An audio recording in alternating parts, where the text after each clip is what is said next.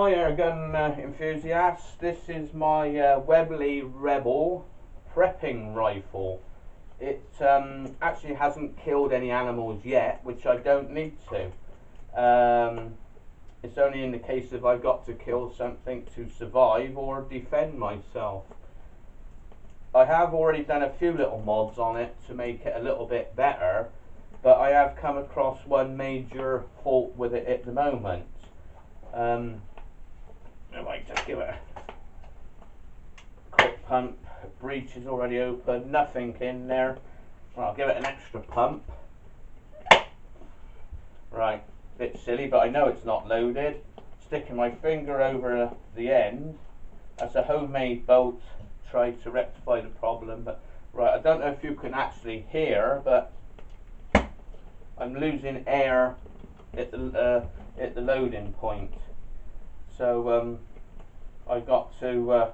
I've tried to reinforce it with an extra O-ring, but it's still not sealing. And if I go a little bit bigger in there, I won't be able to bring the bolt back.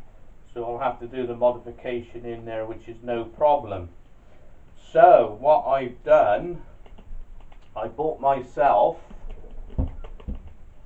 off of good old eBay is one of these.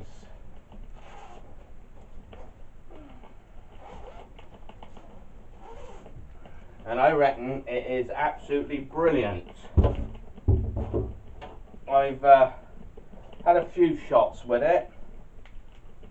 It is the SMK B45-3.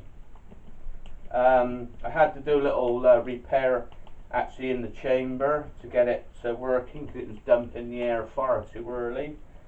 So I rectified that.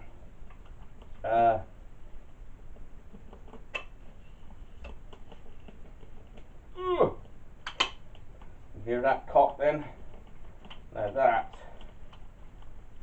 is absolutely brilliant. Look at that, no leakage at all, no leakage, all at the muzzle end. So what I'm going to do for now, while I'm working on that one, I've got this one up well on power, like I said, because I've rectified the valve.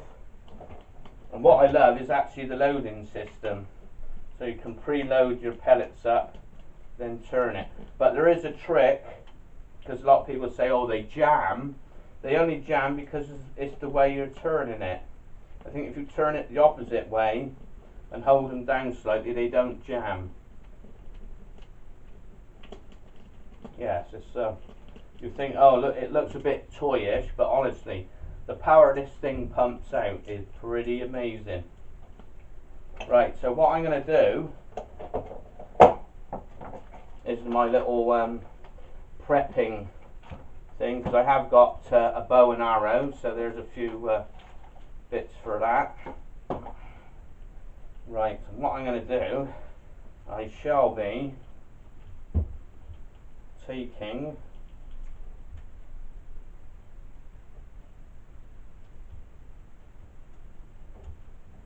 this scope off for now, while I do the repair in the chamber there.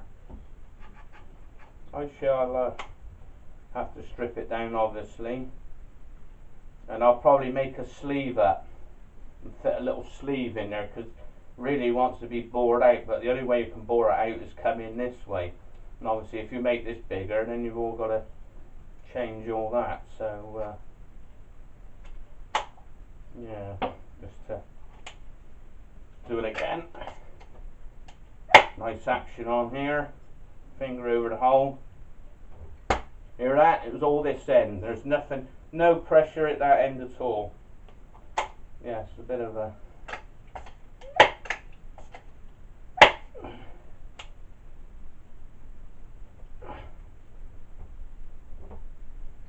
yeah, so we'll do that one. Right, yeah, so now the problem being, this one is those sights there. So I'm going to fit these onto there, but as you can see, that is in the way. Now I don't really want to cut, I can quite easily just cut the top off of there and then fit that on there. Obviously move the sights around. But what I'm going to do is I'm going to make another one of them without obviously the high bit. So that'd be my little project. Yes, I'm well impressed with this. For the cost, the cost and the simplicity, it is not a bad rifle. And the good thing about it is you can pump it up and go after your quarry, and not like a spring gun, it's under tension all the time, it's just pressurized.